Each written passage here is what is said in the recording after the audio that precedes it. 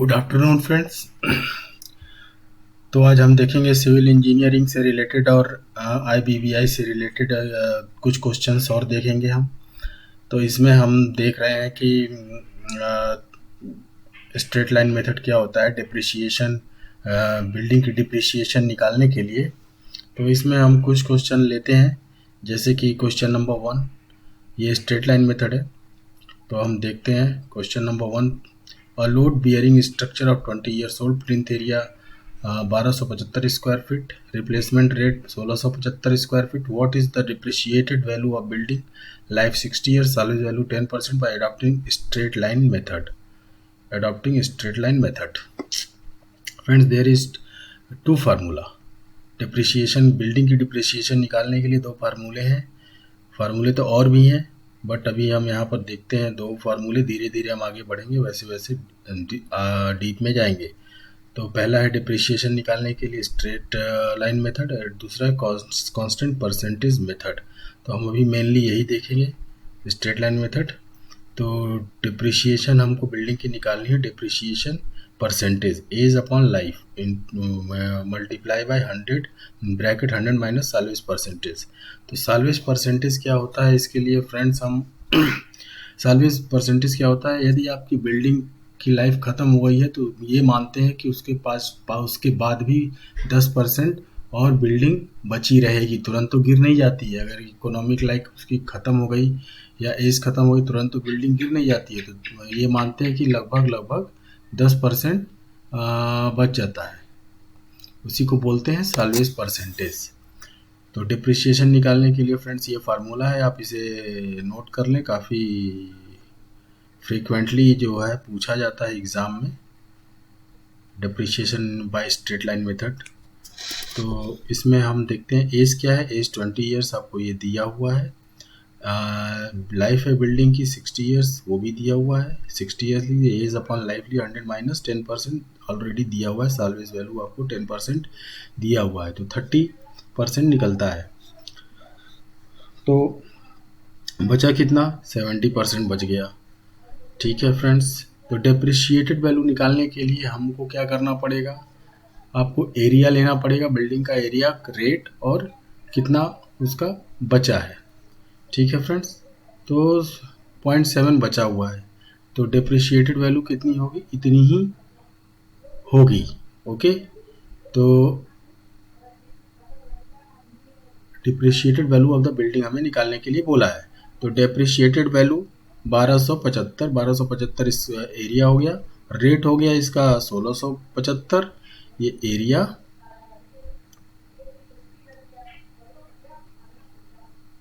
Into rate.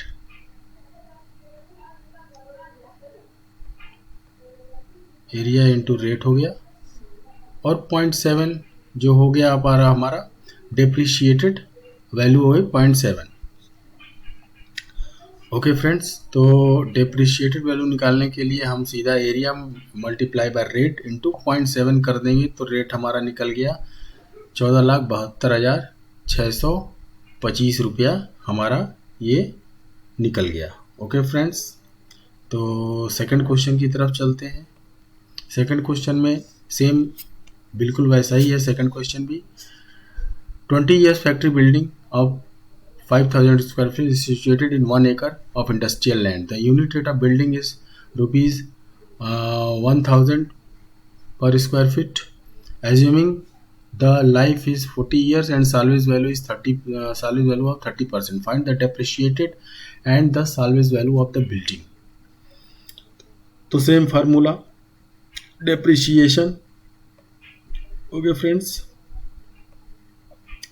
तो depreciation के लिए हमारा ये फार्मूला आप नोट करके रखिए। Age upon life, age 20 years already given, 40 years already given, 100 minus salvage value already given 35। अगर इसको सॉल्व करेंगे तो 35% आएगा। उसके बाद बचा कितना, 65 आपका ये डेप्रिशिएटेड वैल्यू आ गई, 65% डेप्रिशिएटेड वैल्यू हो गई। ओके फ्रेंड्स, तो अब आप डिप्रिशिएटेड वैल्यू निकालने के लिए रेट इनटू एरिया। तो रेट कितना है, ये है रेट है, और ये हो गया आपका एरिया हो गया, और ये 1 एकड़ जो दिया हुआ है या कन्फ्यूज़न के लिए दिया हुआ है, इससे हमें कोई मतलब नहीं है। तो एरिया इंटू रेट इंटू 0.65, तो ये 32,50,000 ये आपका डेप्रिशिएटेड वैल्यू कितनी हो गई बिल्डिंग की, 32,50,000 हो गई। ओके, तो आपको अगर किसी भी बिल्डिंग का डेप्रिशिएटेड वैल्यू निकालना है अगर, तो आप एज आपको पता ही होगा कितने साल उस बिल्डिंग को बने होंगे, और एज्यूम कर लेना है लाइफ, हमारी लाइफ कितनी है। जनरली बिल्डिंग की 60 से लेकर के 100 के बीच में लाइफ होती है। ठीक है, अब बिल्डिंग कैसी बनी है, किस कंडीशन में उसको यूज़ कर रहे हैं, उस पर भी काफ़ी कुछ डिपेंड करता है। तो हमने जनरली यहाँ पे मान लिया है कि 40 साल बिल्डिंग की लाइफ है, और उसके बाद कुछ 10% और बच जाता है तो साल्वेज वैल्यू भी दे दिया है। यहाँ पे 30% साल्वेज परसेंटेज दिया हुआ है।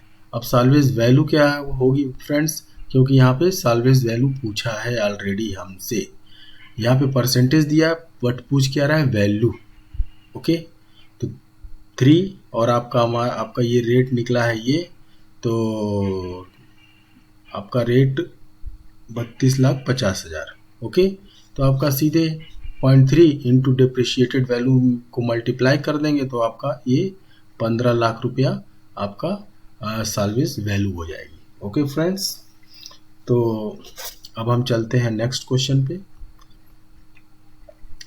यहाँ पे दिया है building area 1200 square metre, age 25 साल, लाइफ बिल्डिंग की 50 साल, salvage value nil, plot area 2000, land rate 8,000 square metre, 8,000 per square metre, replacement cost of building 2500 रुपया per square metre, what is the value of building.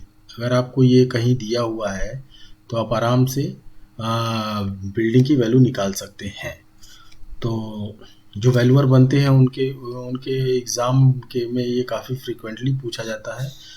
तो ये दो marks का, ये generally 2 marks के क्वेश्चन रहते हैं, है ना, 2 मार्क्स का क्वेश्चन ये रहता है। तो एज क्या है, डेप्रिशिएशन निकालेंगे पहले। अगर आपको सीधे साल्वेज वैल्यू दे दिया है तो आपको स्ट्रेट लाइन मेथड का फार्मूला लगा देना है, as upon life into 100 minus salvage क्या है, यहाँ पे नील दिया, क्योंकि यहाँ पे नील है। तो 100 इंटू 25/50 करेंगे तो 50% आपका हो जाएगा डिप्रिशिएशन, और डिप्रिशिएटेड वैल्यू कितनी हो जाएगी 0.5, 100 माइनस 50 0.5, तो ये हमने 0.5 यहाँ पे लिखा है। एरिया इंटू रेट, ठीक है ना, तो रेट क्या है 2500 रुपया, 2500 रुपया है रिप्लेसमेंट कॉस्ट। ओके, तो 2500 रुपया यहाँ पे लिख दिया, ये 25,000 है। ओके, ये 2500 नहीं होकर के ये है 25,000। ठीक है फ्रेंड्स, तो इसको हम मल्टीप्लाई कर लेते हैं, 1200 इंटू 25,000 इंटू 0.5, तो 15 लाख आ गया। 1 2 3 4 5 6, 1 2 3 4 5 6। ओके फ्रेंड्स, तो यहाँ पे 25,000 ये ऑलरेडी दिया हुआ है, तो 1200 इंटू 25,000 इंटू 0.5, रिप्लेसमेंट कास्ट 25,000 है, और एरिया कितना है आपका ये है। तो डिप्रिशिएटेड वैल्यू कितनी हो जाएगी आपकी, 15 लाख रुपया डिप्रिशिएटेड वैल्यू हो जाएगी।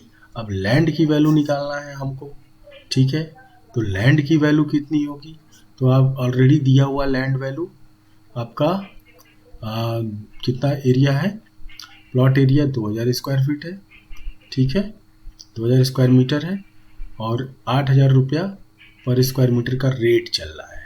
ओके फ्रेंड्स, तो 2000 इंटू 8,000 करेंगे तो 16,000 रुपया, 16 लाख रुपया आपका जो है लैंड की वैल्यू हो जाएगी। तो अब total value of the building कितनी होगी, total value of the building आपकी कितनी हो जाएगी, डिप्रिशिएटेड वैल्यू आप निकालेंगे, ठीक है, 15 लाख, और ये लैंड वैल्यू निकालेंगे 16 लाख।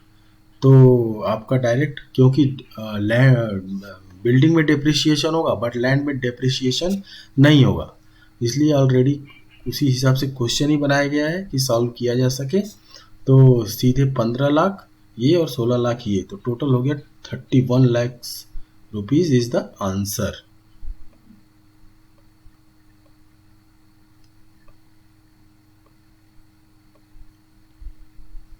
तो आपकी total value of the building कितनी हो गई? 31 lakhs। तो फ्रेंड्स ये क्वेश्चन आप देख लीजिए, समझ लीजिए, नोट कर लीजिए।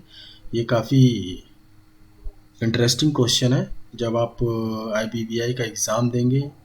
और वैसे भी सिविल इंजीनियर को ये जानना बहुत ही ज़रूरी है कि अगर हमें इस तरह से कोई क्वेश्चन मिलता है तो उसे हम कैसे सॉल्व करेंगे डेप्रिसिएशन निकालने के लिए किसी भी बिल्डिंग का। तो फ्रेंड्स आशा करता हूँ कि आपको धीरे धीरे समझ में आ रहा होगा, और धीरे धीरे हम और डीप में जाते जाएंगे। सिविल इंजीनियरिंग से रिलेटेड हम तमाम बातें जो है यहाँ पर करेंगे, और आपका ज्ञान जो है बढ़ाते रहेंगे, साथ ही साथ हम अपना भी ज्ञान बढ़ाते रहेंगे। ओके फ्रेंड्स, धन्यवाद, नमस्कार। और जाने से पहले मैं आपको बोल देता हूँ, इस चैनल को सब्सक्राइब कर लीजिए, लाइक तो कीजिए ही कीजिए, ठीक है फ्रेंड्स, क्योंकि ये चैनल फ्यूचर में जो है काफ़ी बड़ा चैनल होने वाला है, क्योंकि मैं इसके लिए काफ़ी डेडिकेटेड हूँ, और ये लॉन्ग टर्म चलेगा चैनल। तो आप सब्सक्राइब कर दीजिए, लाइक कीजिए और सीखते रहिए। धन्यवाद फ्रेंड्स।